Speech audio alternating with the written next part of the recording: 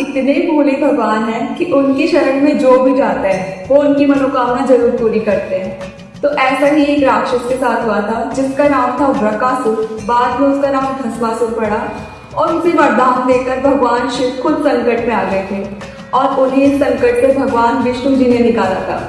तो अब इसके पीछे का क्या रहस्य है, इस कहानी को स्टार्ट करने से पहले आप मेरे चैनल को सब्सक्राइब, लाइक एंड शेयर जरूर करना।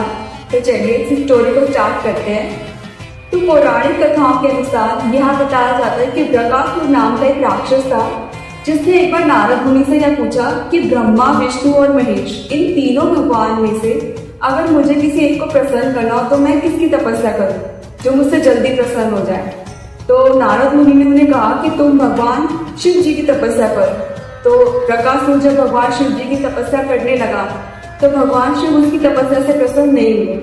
तो उसने क्या करा, अपने शरीर का जो अंग होता है उसे काट काट कर वो अग्निकुंड में डालने लगा। फिर भी भगवान शिव उसके सामने प्रकट नहीं हुए। तो अंत में उसने क्या करा, अपना जो शीश होता है सिर, उसको काट कर अग्निकुंड में डालने लगा। जैसे ही वो अग्निकुंड में अपने सिर को डालने लगा भगवान शिव प्रकट हुए और उसने कहा कि तुम वरदान मांगो। तो वृकासुर भगवान शिव से यह वरदान मांगता है कि वह जिसके ऊपर भी हाथ रखूं वो वहीं भस्म हो जाए और भगवान शिव उसको यह वरदान भी दे देते हैं।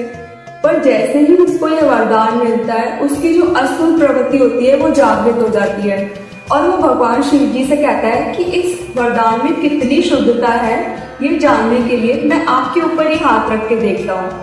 तो भगवान शिव जब वहां से अपने आप को बचाकर निकलने लगे तो वो भगवान विष्णु जी के पास पहुंचे।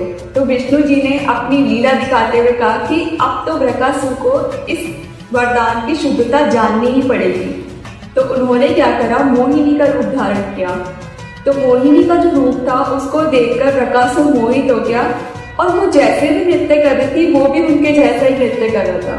तो जैसे ही उसने अपना हाथ अपने सिर पर रखा वृकासुर ने भी अपना हाथ अपने ही सिर पर रखा। तो जैसे ही उसने ऐसा किया वो वही भस्म हो गया। तब से इसका नाम वृकासुर से भस्मासुर हुआ। और जो महाकाल खुद कालों के काल हैं उनका कोई क्या ही बिगाड़ सकता है। और इस कहानी से हमें यह भी शिक्षा मिलती है कि हमें जो भी चीज, जिस भी चीज की अधिकता होती है, अगर हम उसका गलत इस्तेमाल करते हैं तो वो हम पर ही गलत इफेक्ट डालती है, उसका नुकसान हमें ही झेलना पड़ता है। तो ऐसे ही और रहस्यमय कहानी को जानने के लिए मेरे चैनल पर बने रहे। Thank you so much for watching the video. Her her Mahadev.